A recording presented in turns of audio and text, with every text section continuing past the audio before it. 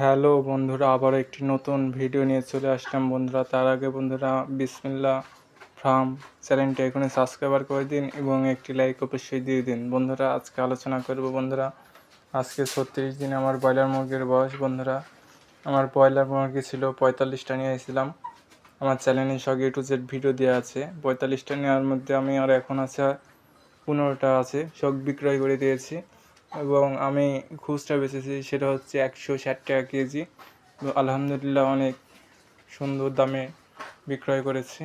আর বন্ধুরা, আমার ওজন এসেছিল এই 36 দিনে প্রায় 3 কেজি 2.5 কেজি এরকম।